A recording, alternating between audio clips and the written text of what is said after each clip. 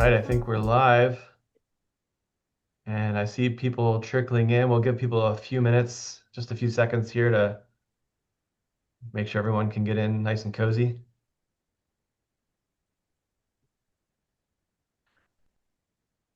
Should have a We packed can't, house.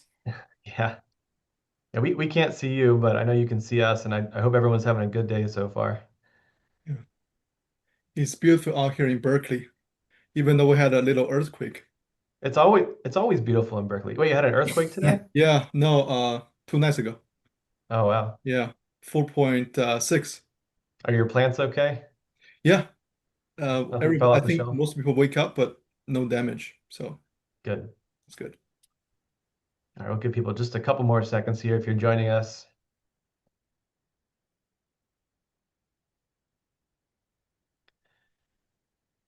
All right, well, I think we can get started and people will be trickling in. But I just wanted to first say welcome, everybody. Thank you so much for joining us wherever you're from. Good afternoon, good morning, good night, wherever you're joining us from. My name is Chris Marsh. I'm joined here by my colleagues Derek Averill and Harold Hahn. And we're going to present a webinar to you on some work that we've done. So, Harold, if you wouldn't mind, Sure. we'll get started here. Yeah. Great. All right. Give me 1 second. All right, let's start. All right, thanks, Harold. So again, my name is Chris Marsh. I am the Chief Scientific Officer as well as the New York State Director at Smithers Cannabis Testing Services. I'm joined by my colleague Dr. Derek Averill, Director of Chemistry for Smithers Cannabis Testing Services, and then of course Dr. Harold Hahn, Chief Scientific Officer at Vertosa. And the title of our webinar today is Exploring the Impact of Oxygen Transmission Rates and Ascorbic Acid on Cannabinoid-Infused Beverage Stability. Next slide, please. Before we get into it, I just wanted to say a little bit about our company. So Smithers, we are a cannabis testing laboratory that exists in 6 states: Arizona, Illinois, Massachusetts, New Jersey, New York, and Ohio. We are fully licensed. And we were actually founded in 1925, so we're celebrating our 100th anniversary this year. We're a multinational provider of testing, consulting, information, and compliance services. And the work that you're going to see today was primarily done at our Cannabis Testing Services division. We also have other divisions, including material science and engineering, environmental risk sciences, medical device testing, pharmaceutical development services, information services, quality assessments, and inspection services. So we do kind of a lot. Next slide, please. And I would be absolutely remiss if I didn't mention the other team members involved in this project. So along with Harold, Derek, and myself, Cameron Clifton from Vertosa in Berkeley was a major contributor to this project. And Braden Watchman Smoot and Bailey Carden from Smithers, New Jersey were also key in driving forward the work that you're about to see. Next slide. All right. So with Thank you, that, Chris. Harold, please take it away. Thank you, Chris. Hey, everybody. Welcome to our webinar. So today, before showing you the data, I want to start to show you what is happening around us. And I think since last year, especially this year, this headline will hit your inbox constantly. The alcohol consumption is dramatically declining, especially among Gen Zs.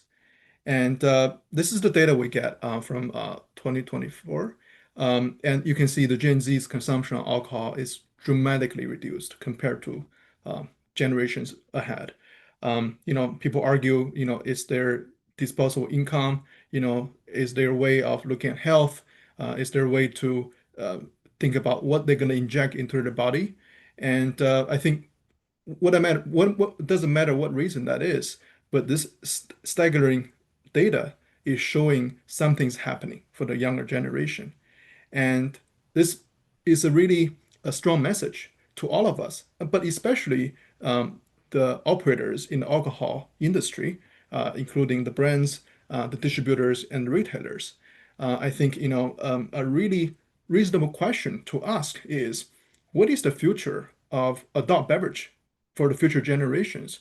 What we're gonna sell in the next 5 to 10 years, right? Those are really valid and important questions to ask. So with this happening around us, cannabis beverage at the same time is entering the mainstream market, and consumers loved it. I am one of the consumers. This is me in front of Total Wine with the end cap of the THC low dose beverages. I think, American consumers, we have this we have this constant love about beverages, and we love cannabinoids. And when we combine the two into one product, people shows this natural support to this product category. And that is great for this whole category to grow. And especially at the same time, consumers are looking for alternative of alcohol. And I think over the long term, when this cannabis beverage going to the mainstream will have a huge impact on our society, not only from the tax revenue side, but also from to our health, to our general cognition. However, the fast growth is great, but sometimes this growth can lead to quality issues, such as potency stability. So our team, we go out on different markets periodically and we take samples off the shelf randomly, right? And then we test the potency to see how many products their potency is in spec or off spec. And I think this is a year ago from a year or 2 years ago from Minnesota. And you can see some of the brands and SKUs are still over 10% variation from potency target. And some of them are even, literally have no cannabinoids in there. So this is the issue. The issue is our consumers already loving this category. But if us as operator are not collaborating to deliver consistency, we will lose trust to the consumers. They will think this category is not, worthy of their investment. So nail down potency. The potency stability is the key factor to build trust among consumers. So, but we know that, THC, CBD, they are finicky molecules because one, they're not water soluble and they can be easily get lost.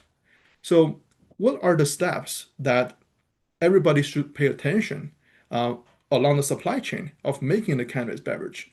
And this is a critical summary that Virtuoso over the last couple of years, we summarized and the 7 key steps that cannabinoids potency can potentially get lost when you make the beverages. So today I want to share with you the 7 key steps. It always starts with the cannabinoids.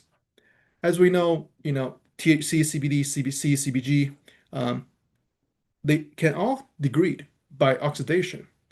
And when you transform them into a water-soluble form, their oxidation can literally be speed up, right? Because you have more surface area. And also because their structure are different, so they have all different oxidating rate. For example, THC oxidizes faster than CBD, than CBN, right? So if you're making a THC beverages or a CBD beverage, everything else being equal, just depending on their oxidation rate, you may have a different shelf life. So that is a critical part to impact the shelf life. The second step is infusion tech. None of the cannabinoids can go to water themselves. So they all need a certain type of a technology to transfer them. The technology could be nano-emulsion, could be micro-emulsion, could be powder, could be literally changing the structures. Whatever way you can introduce cannabinoids into the beverage. So the infusion tech is critical because its stability, its homogeneity, it play a big role. If this infusion technology is not stable or is not homogeneous, you cannot anticipate a stable or homogeneous infused product. The third step is beverage formulation. This is really critical. I can give you 2 examples. One example is sediments. Some beverages will have the sediments and it makes the beverage taste better. For example, the purees. But most of the sediments, they may attach with our emulsion droplets. And then because sediments usually come to the bottom over time, so they may drag the emulsion to the bottom. So this phenomenon will make a gradient of concentrations, not even in the beverage bottle, but even in the tank when you produce the beverage, right? So um, if we have those sediments in the formulation, we strongly advise our clients to ensure that the tank is sturdy while you are filling each can, so that each can will get a same amount of sediments, and then the lab will ensure to take an aliquot of the sample to ensure the aliquot contain the sediments. So there are ways to work around it, but you see, if the sediments can bring potency issues if you're not paying attention. Another example, which I will save for Derek to show you, which is antioxidants. Um, we have seen many clients introduced antioxidants and different types and different concentrations to delay the oxidation of THC, which is really necessary. We'll show you more data in the following slides. The next step is packaging. This is a very important step because right now, majority of the cannabis beverage is in the aluminum can, and we have a liner in the can, which is preventing the liquid to erode aluminum. But those liners are hydrophobic, and they like to attract the hydrophobic emulsion droplets, especially cannabinoids. And different liners will have different scalping rates. And so we have done like over 2 webinars on this particular issue.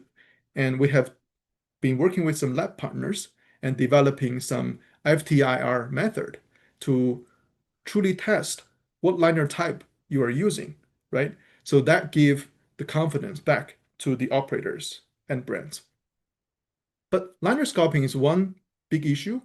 Another issue that we don't talk enough is oxygen ingress, where oxygen can come in from different parts of the packaging into the liquid, so to accelerate oxidation. So we'll talk more in the following slides. The next step is manufacture, where all the ingredients are putting together. So this is a critical step. How consistent they are, how much quality they are, how well they train the staff. Do they keep a batch record? If issue happens, can they go back to find, what happened? So all those things are considered as for a high quality manufacturer. And also, if you look for a hard spec, it will be using for dissolved oxygen. Because for beer production, for example, the producer can control oxygen really low and really consistent. So we want to use beer production as a benchmark for our industry because oxygen is the big enemy for cannabinoid degradation. So looking at their consistency of quality, look at their dissolved oxygen, those are the two main steps that we look for in the manufacturer. Moving forward is the testing labs. This is very important. And I'm sure most of the brands have experienced the same product sending to 2 labs. You may get 2 different results. Sometimes within 5%, sometimes even higher than 10% variation. There are many factors that go into why the results are different. It could be standards, could be the training of the staff, could be the equipment maintenance, and even for the extraction method. So that impacts the accuracy and consistency of the results. But there's one more part of the lab, which is the integrity, right? So you need to find a lab who give you the honest feedback, the honest data, so you can build and improve your production. And Smither is one of those labs that we trust. Okay, last step is distribution retail. This is where you have a wonderful produced product, but what if you store the product in a hot warehouse for weeks or ship it in a truck that is not controlled temperature to Miami, right, for 5 days? So the temperature and humidity together could impact the flavor and stability of the cannabinoids. So the point is, the 7 steps will play organically, and they all impact in their own way of the final potency stability. And today, we want to focus on packaging and beverage formulation to show you how would they impact the final stability of the potency? Moving on. Okay. I talk about the oxygen ingress from the packaging, and this picture is a great way to show us where does the oxygen exist? What's the relationship between oxygen and the bottle? So oxygen can exist in four more parts. Number one, number two, number three, and number four. And what they are? Number one is oxygen in the liquid. This is called dissolved oxygen. Number two is oxygen in the headspace, right? Number three is oxygen in the closure. So number three is a little tricky. For example, in this, you have a cork. So cork has a big volume. So maybe some oxygen will store in the cork. But for regular beverages, the capture is smaller, right? It's not bulky. So number three for regular beverages could be very, really, really low. And number four is important, is the oxygen permeated through the closure or ingressed, right, from the outside. So number four is what we are focusing on today. Um, so in this picture, though, number four only coming from the cap, because this picture shows you a glass body, right? So we know oxygen don't usually come in glass. Glass is a very good barrier for oxygen. But other materials like HDPE or PET, the whole body will likely to allow oxygen to come in. So you have maybe more oxygen ingress. So as we know, oxygen is our enemy. Not only it can degrade the flavor, it can reduce the potency of the cannabinoids. So controlling one by co-packer, right? They have to remove oxygen from the liquid, and controlling two by nitrogen dosing. So they remove the oxygen in the high space. And now let's find out how does number four, how much oxygen ingress is coming from different packagings. All Okay, right. Chris, you Yeah, want me to talk so about the packaging? why don't you introduce the packaging, Harold, and then we can go into the OTR. All right, happy to do that. So for this particular study, we picked five key packagings. And the reason we picked them is because they are widely used for cannabis beverages. What are the five? The first is a glass bottle with a child-resistant cap, which is widely used in the regulated market for either high dose or low dose beverages. Number two is a glass bottle with a crown cap. This is a typical soda bottle.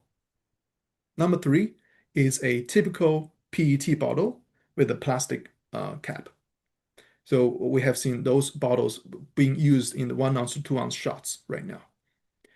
Number four is a regular aluminum can, but with the child resistant end, right? So it can be sessionable. We have seen this often in the regulated market. And number five is the aluminum can, the same can, but with the regular ends, right? So that's why we pick those five, because they give a full representation of the market and they are different from design and the packaging type. Chris, I'll let you lead the next slides. Okay. Yeah, when Harold first approached us about this project, and he said, "Can you measure oxygen transmission rate?" And at first the answer, I was like, "No, we don't do that in the cannabis division."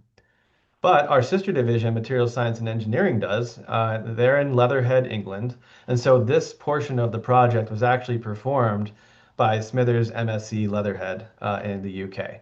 And so the way that you measure oxygen transmission rate, the most common way people do it is through an ASTM method, ASTM F1307-20, otherwise known as the standard test method for oxygen transmission rate through dry packages using a calorimetric sensor. And this is a benchmark method that people use to look at packages, new, old packages when they're, doing their product development work. And I'll show you a couple images in a minute, but briefly how it works is the sample is mounted inside of the device called a permeation analyzer, such that the inside is purged with a carrier gas while the outside of the pack is exposed to air at 20.9% oxygen, held at 23 degrees Celsius at a 50% relative humidity. Samples are tested until equilibrium is achieved, so no more oxygen passing in or out of the pack, Two replicates were per sample were tested in this study for 10 replicates total. And the results I'm going to show you are quoted for 100% oxygen.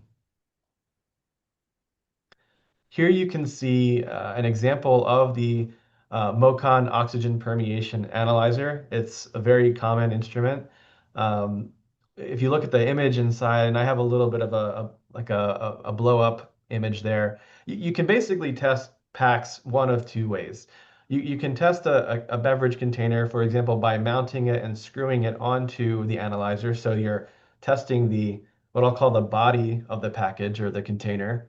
Or you can basically puncture the beverage container, in this case, with two small copper tubes and seal it with epoxy. And we check it with a leak detector um, to make sure that there's no leaks. And this way, you're not only testing the OTR of the pack, but you're also testing the oxygen transmission rate of the pack plus the lid, which is really important because you're not buying a beverage off of the shelf in a store without a lid on it, right? So the lid matters. And we wanted to make sure that that was captured in this study. And on the right, you can see a little bit of how this works. Like I said, there's a carrier gas that's nitrogen and hydrogen that's pumped into the package. The the atmosphere around the package is 20.9% oxygen. Oxygen is allowed to equilibrate into the package, and then oxygen is measured through a calorimetric sensor on its way out. So that's essentially how the system works. You expose it to oxygen, and we measure how much makes its way into the pack environment. And here's what we found. So the results show that of the 5 containers listed, the standard PET with the child-resistant cap and the can with the child-proof end have the highest OTR when compared to the other pack types. And this isn't surprising, right? Like Harold mentioned before, if you go into a store, 7-Eleven, wherever you go, glass bottles with crown caps and aluminum cans with tabs are by far the most common, along with a standard PET bottle with a regular cap. Here, the PET had a child-resistant cap. Just for reference and for the sake of comparison, I don't have it listed on the screen, but the oxygen transmission rate of a standard 1 liter PET bottle is around 0.02 cubic centimeters per bottle per day. So it shows that what we take away from this is that really the packs with the child-resistant caps have the highest oxygen transmission rate compared to the others. And so Right. we So start. Go ahead, Chris, I Harold. have a question. No. So the PET bottle here, it is a regular PET bottle, right? So I have heard there are other PET types that they can put a oxygen scavenger into the PET body that can stop or delay the oxygen ingress. But this is a regular one, right? Yeah, no, this is thanks, Harold. This is a regular PET bottle. You're right. There are some proprietary technologies out there where, they know that dissolved oxygen is an issue. So they're starting to think about, well, how do we control that? And some people are putting, like you said, oxygen scavengers on the actual PET liner inside the pack, sometimes near the lid. And that's one way to control, oxygen quenching and oxygen in your beverage. The other way would be to look at, of course, the dissolved oxygen in the actual formulation. And so that's what we decided to look at for the next part of our study. This study really evolved as they often do, right? We started looking at one variable, the oxygen transmission rate, and of course that led to more questions. And so for the next part, I'm going to kick it over to Harold and Derek. Okay. So I really like this part of the talk because we've had so many variables up on the screen. We have shown 5 different packaging container types, multiple liners, and we even got into the discussion about uh, antioxidant infused liners or oxygen scavenger liners. So when we combine that with all of the other variables that we want to study or have always, wanted to learn more about, such as different flavorants, different antioxidant concentrations, different OTRs. I just want to let every listener know that Chris, Harold, and we went back and forth for maybe a year.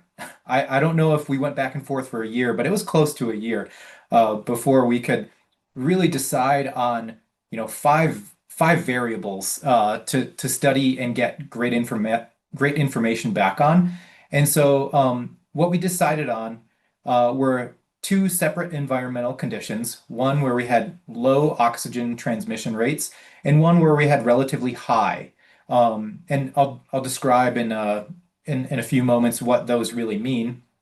But then we also wanted to look at different formulations. So we have three different regimes of formulations here. So the first formulation is no added ascorbic acid, no antioxidants present. Then another beverage representative low concentration ascorbic acid, and then a sort of an extreme case, maybe not so extreme, but very high ascorbic acid concentration for these beverages. Um, so that those were the sort of use cases that we wanted to probe here. Did I miss anything, Chris or Harold? Derek, could you just, or maybe Harold, could you just explain why we picked ascorbic acid or vitamin C? Right. Through our preliminary study, years ago, we have done a study of 5 to 7 different antioxidants. They can be oil-soluble antioxidants, they can be water-soluble antioxidants, and ascorbic acid is showing the most outstanding performance. And then it is widely used in the cannabis beverage space, both in Canada and the States. So that's why we picked that. Great. Yeah, so let the listeners know why we have ascorbic acid. So then on to our experimental design, I guess. Mhm. So to get this beverage study rolling, we decided to use a 20 milligram per 355 milliliter THC concentration, which is, for some individuals that may be on the higher end of things, but we wanted to get some robust data back towards the tail end of our stability study. So that's why we chose 20 milligram per 355 mils in THC. So our laboratory started off with a THC emulsion provided by Vertosa, and the New Jersey laboratory, the New Jersey Smithers Lab, formulated a 1 liter beverage stock, and we're just going to call that beverage stock A, and we used no ascorbic acid there. Then the second beverage, we used 50 parts per million ascorbic acid with the same concentration. And then finally, our third beverage, which we're just calling beverage C, 1,000 parts per million ascorbic acid. So that is over the daily value recommendation for vitamin C, whereas 50 may be a little bit lower. So these are relevant concentrations. We then took those, oh yeah, a photo of all three of those. So solution A, B, and C look just like the solutions that you could purchase from a store. So we aliquoted those out to 30 glass vials, and we capped 15 of those aliquots, and we left 15 aliquots uncapped. And the reason for that is so that we could have a very high oxygen transmission rate and a very low oxygen transmission rate. And then after we've capped or left uncapped, we stored those samples in clear Tupperware jars. And so we did the same thing for beverage stock B, where we took out 30 aliquots, capped 15, left 15 uncapped, and then we put those into our classified, B1 and B2 storage. We did the exact same thing with stock C. So at the end of that, we end up with 90 different aliquots of our model beverage, where we have two samples with no ascorbic, two samples with 50 ppm, two with 1,000, and then the 1 and 2 indicates whether or not we're going to have them capped or uncapped. So I guess we can go to the next slide here. So the storage that we chose to use for the 1 series samples are the capped vials or capped aliquots inside of the Tupperware just as a control, and the uncapped samples we put in Tupperware and actually filled the basin with water so that we could saturate the headspace to avoid evaporation. And we measured the sample mass before testing and at the time of testing for each one of these samples.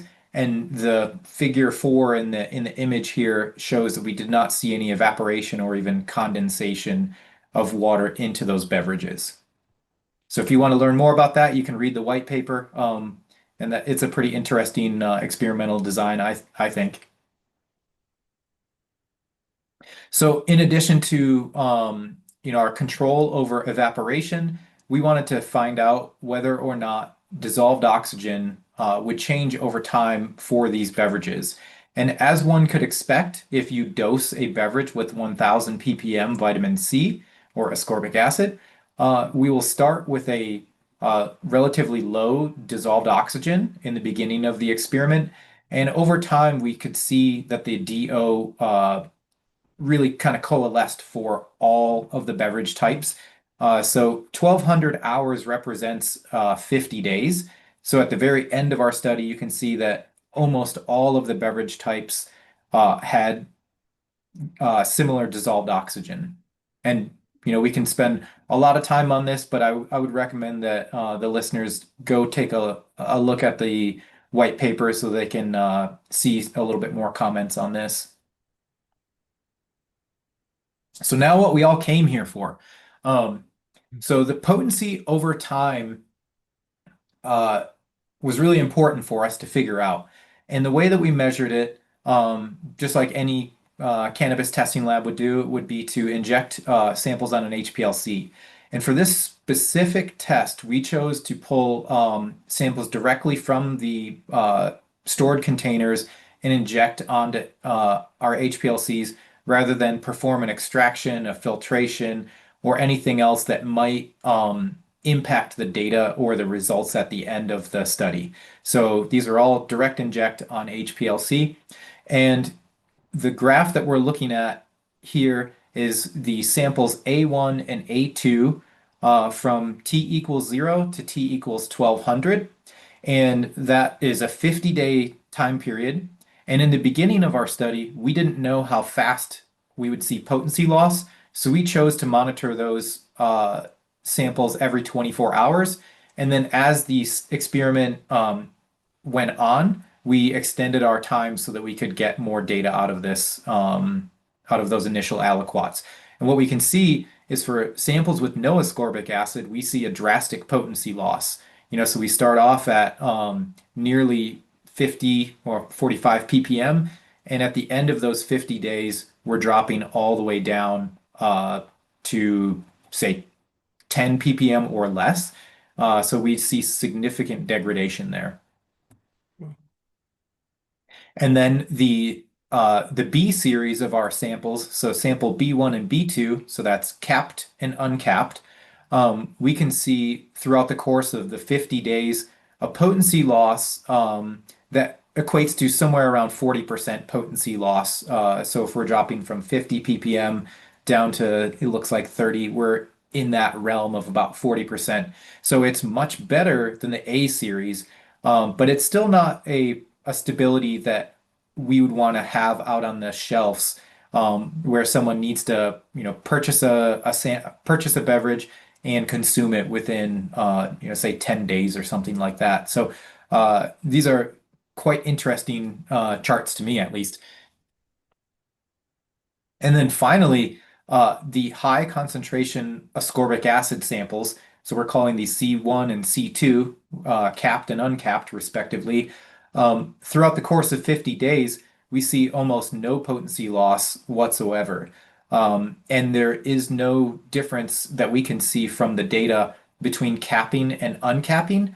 So this is a pretty amazing set of data to me, at least, because now we know that if you add plenty of ascorbic acid in these beverages, at least for THC in these samples, we do see potency maintained throughout 50 days. And that's a reasonable shelf life in my eyes.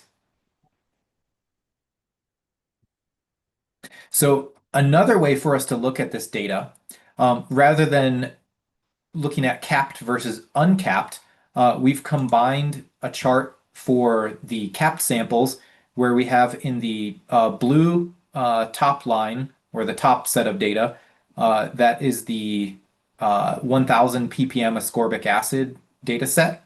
And then the middle line that you can see is the 50 ppm ascorbic acid, and the lowest line is no ascorbic acid present. So this is the same set of data. It's just we're looking at it plotted in a different way. So we see potency loss over the 50 days, but we're just comparing our capped samples together. So in any case, adding ascorbic acid is beneficial for your beverage stability here.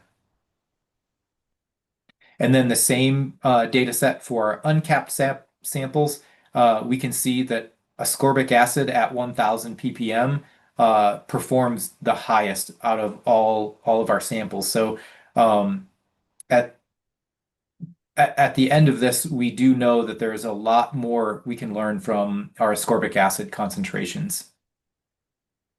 Awesome data. Thank you, Derek. So main takeaways and considerations. What does this data indicate? Chris, Derek? Well, What do I you guys think, think? I think one thing that's kind of obvious from this is that for some reason, vitamin C stabilizes the system. And we'll talk about some of the limitations of this study, but the presence of vitamin C in higher concentrations definitely improves the stability. Whether or not that's a practical way to do it is another question. But as a first principles approach, it improves the stability. I think that's one thing we can see for sure. Somehow it stabilizes the system.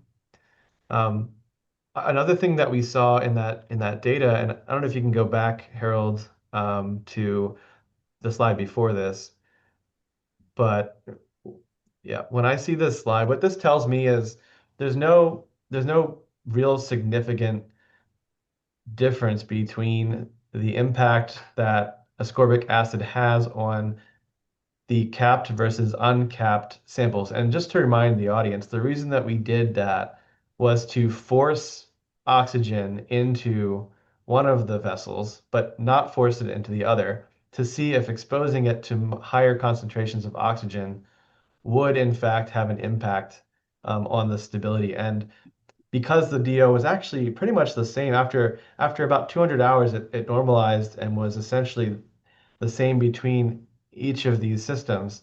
Um, it highlights the fact that it's less about, in this case, the DO and more about the presence of the ascorbic acid. And so that's one of my takeaways. Great. Derek? I, yeah, I have some additional thoughts on that.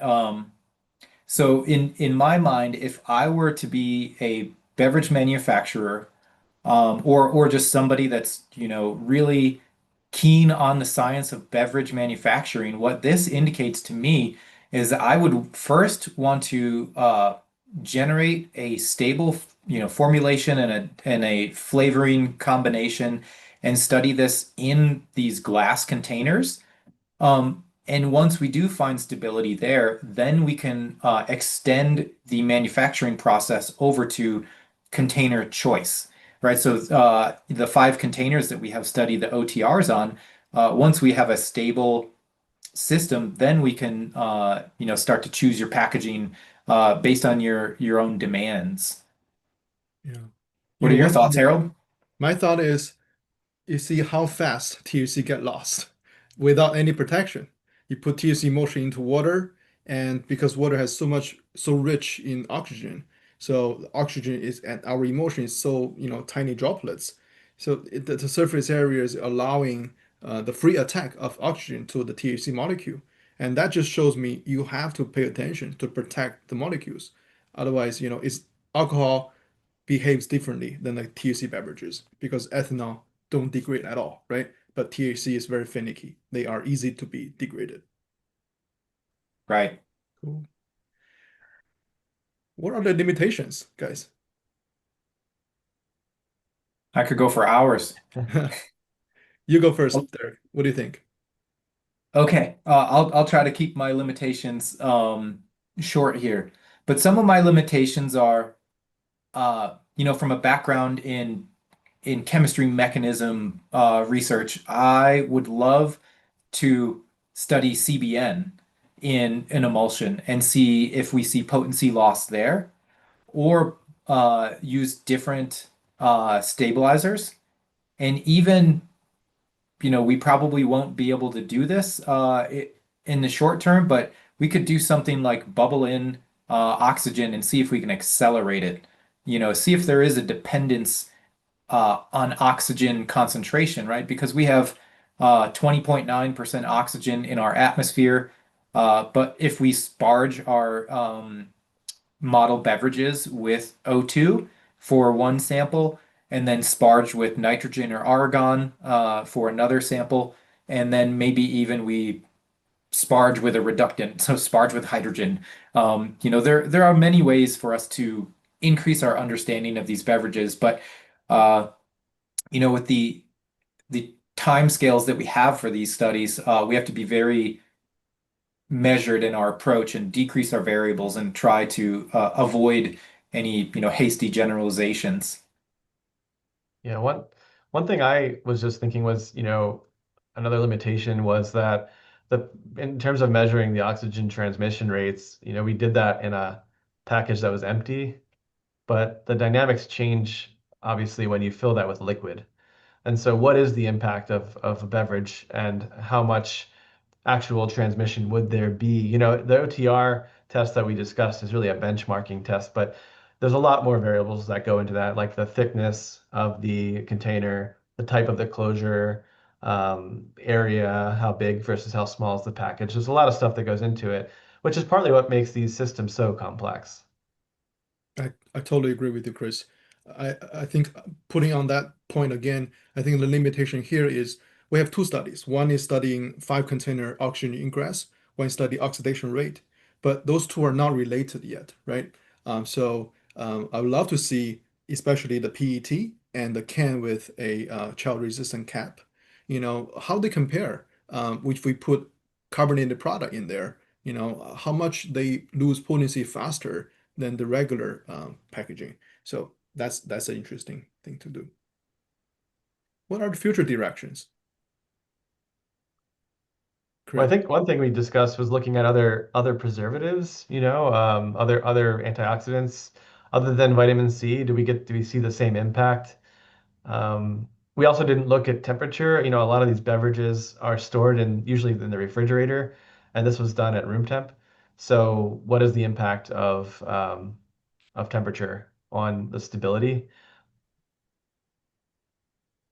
Derek, what do you think? Yeah, I'm back at my mechanism determination, future directions.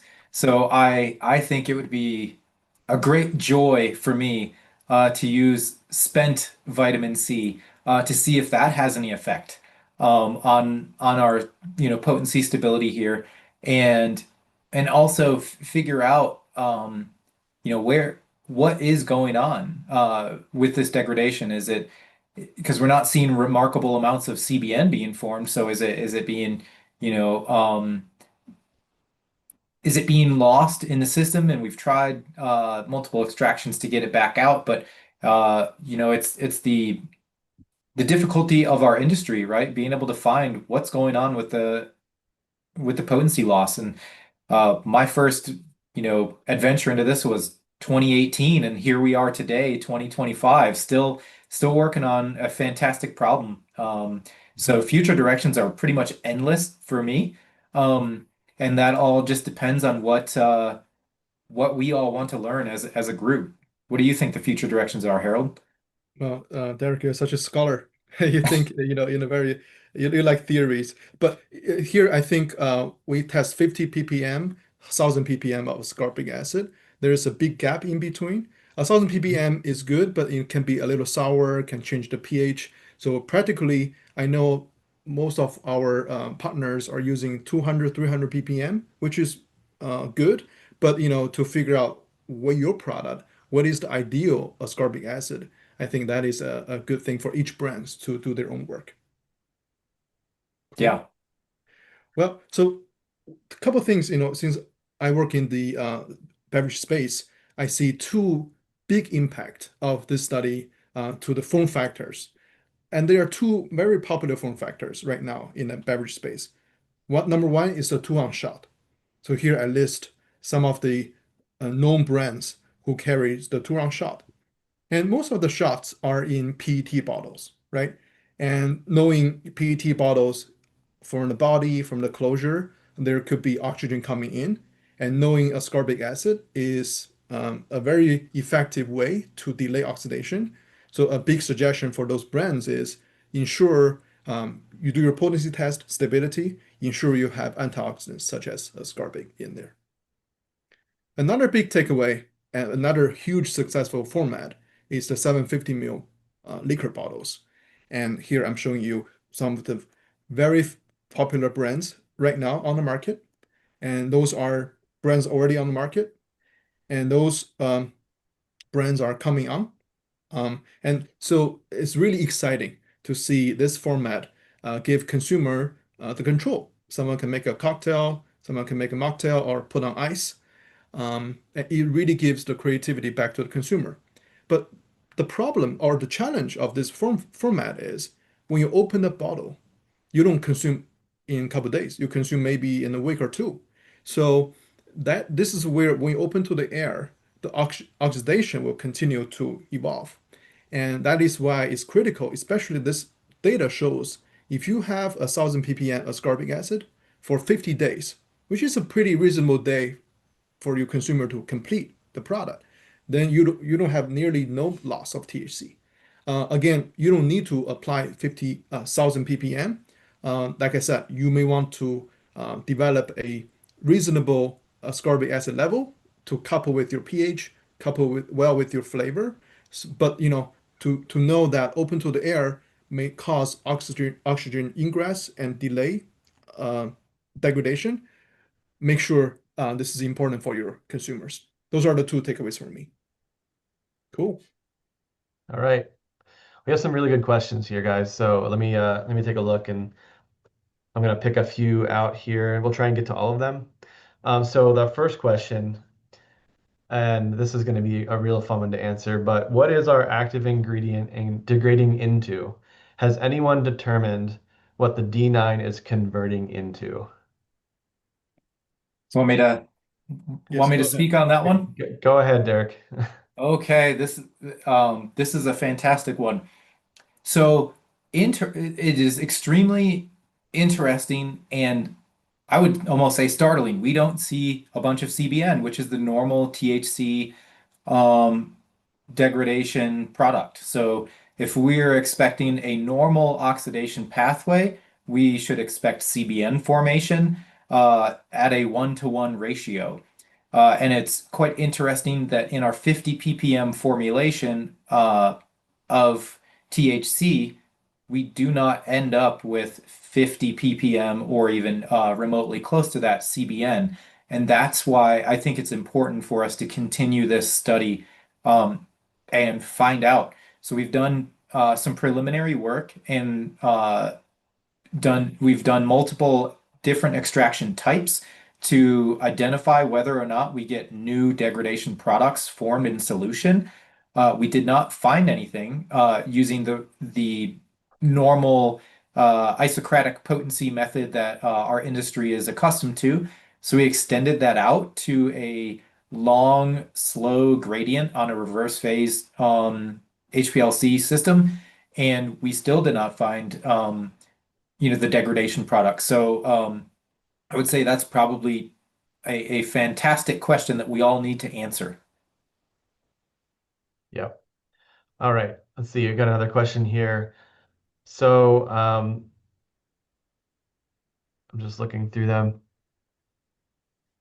Did you happen to experiment with the thought of testing a variety of colored plastic bottles as well as PET bottles to see if varying UV protections may affect the oxygen transmission rate? Oh, that's a great question too. We have partners especially experts in the PET supply chain. And I cannot speak to their language, but I know there are oxygen scavengers, there are UV blockers that you can apply to the PET bottle. Back to the question, I don't think we have data yet to show how much UV exposure will relate to will relate to potency decay, because this is also a complex issue. The UV, in my opinion, is accelerating or catalyzing oxidation, right? So it has something to do with how much oxygen you already have in the bottle. And then how much UV, we need to is interesting because more products are going to the glass bottles, going to the transparent PET bottles. And so we need those answers, but that's a great suggestion. Yeah, and specifically the question was UV protections, which I think is maybe like a film or a coating. And the same person also asked, did we look at oxygen transmission rate with and without labels applied to them? And the answer is no, we didn't look at those. Do I think that the label would have a significant impact on oxygen transmission rate? Probably not. It's possible, but a lot of times the label, unless it's wrapped around the entire can, bottle, or whatever it is, there's still going to be parts of that that are exposed, without the label on it, most likely. So it's unlikely, but it would be a good thing to test. We haven't actually looked at that, so that's a great question. All right, next up we have this question here. Is this applicable only to liquid nano emulsions or also powdered emulsions? Hmm. That's a great question. I think I think it applies to most technology that bring cannabinoids into the liquid. The reason I say that is the different technology, either powder, liquid, emulsion, microemulsion, non-emulsion, the main goal is to shrink the droplet size, right? And bring them to the system unless the powder or the recipient, the emulsifiers, unless they have a very strong antioxidant oxidation property, then most of them are inert, right? So, and then when you shrink into in small droplets, you're increasing the surface area, right? So on this, they apply the similar mechanism. So the main factor should be on the cannabinoid type, on the chemistry of the cannabinoids, right? And the delivery vehicle may play a similar part in terms of oxidation. I, I'd like to clarify. I wonder if when we say powdered type emulsions, if they mean like the cyclodextrin inclusion complexes for these lower dose beverages, and they may be very different. So I guess we've got to study a few more things now. Yeah, I think it all depends to some degree. That's a good point. Thank you. Great, again, another great question. We have a few more questions, a few more minutes here. Um, so here's a question from Pam. She's asking, have you done work on multiple cannabinoids and terpenes and the impact of ascorbic acid on the decay of those molecules? And the answer is no, not yet. But that's definitely something I'd be interested in looking at. I think anytime you change the formulation, these are very complex systems, finely tuned. I think they are, I don't know if anybody would disagree with me, but I think they're probably the most complex infused products on the market, if I had to guess. So, any change to the product means that there could be a change to the stability, which is why I think stability testing and looking at these is so important. Yeah. All right. Got a few more here. So let's see. Here's a funny one. What does a 1000 ppm ascorbic acid addition taste like? It probably tastes horrible. That's my guess. Harold? Derek, you haven't tried it in the lab? No? I think Um, Derek might be frozen. He looks very stern. oh, Oh, he dropped. Yeah, he was oh, frozen. Yeah, so yeah, it can be sour. it can be really bitter, and the point of making a 1000 ppm, solution for this study wasn't to suggest that you should probably use 1000 ppm, but it was to show the point that the impact of vitamin C is obviously very important. So, yeah, Yeah, would I ever put 1000 ppm ascorbic acid? I'd say that really depends on the desired effect I'm trying to have and the other ingredients in there, the bitter blockers and so forth. But Yeah, maybe not a practical concentration, that's for sure. Yeah. Um, for the shelf life, most beverages need longer than a 60-day shelf life. So is there a plan to continue the study further? That's a great question. Yes, 6 days is not enough. If it's for a 750 bottle, right? If you open, this is really the open bottle study, right? To show if you have protection, you can at least make sure potency is stable. However, for RTD, ready to drink beverages, we should shoot for at least 6 months, right? Or even 12 months. Um, so yes, but that evolves, that needs to include co-packers, right? To reduce oxygen in the liquid and to reduce oxygen from the headspace, and then implementing certain antioxidants. And so that's where the 7 steps all come in. But yes, I can tell you that if brands follow strict steps on the 7 protocols, yes, you can make a beverage with 12 month, even longer shelf life. But that's where the attention needs to be paid on those. Yep. Thanks. Welcome back, Derek. We thought you Yeah, lost. they're doing construction down the street and I lost internet. We thought we lost a good one there. All right. We still have a couple more questions, and if you're hanging out still, we really appreciate you being with us and listening about beverage stability. But you guys have some really great questions here. So let's see. Oh, geez. There's really good ones here. Somebody asked, I might have missed it. What was the starting DO level of the model beverages? Um, Derek, do you know off the top of your head? Yeah, so what we did on that is we dosed them with the ascorbic acid um, and then waited uh, 8 days before we met. So we did have a time point prior to dosing with ascorbic acid. So to answer the question, it would be the dissolved oxygen first time point for the no ascorbic acid sample, which I believe was around 6.9 or 7.1 parts per million. So it's the DO level that you expect, in a glass of water that you have sitting on your tabletop. So we did not, try really, really hard to sparge or vacuum or anything like that prior to dosing. Right. All right, we'll do one more question here. And this question is, have you observed color degradation when including ascorbic acid, especially at 1000 ppm?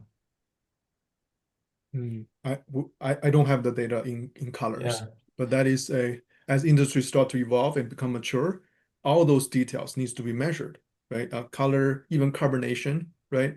Even the mouthfeel, the flavor. And we right now the brands paying a lot of attention on potency, but we ask them, have you paid attention to your flavor? Right? Is the flavor drifting because of the shipping conditions and everything? So more attentions as we grow, mature, yes, we are a mainstream product. So All right. Well, I think that's a great place to stop. If you didn't have your question answered, please feel free to reach out to us after the webinar.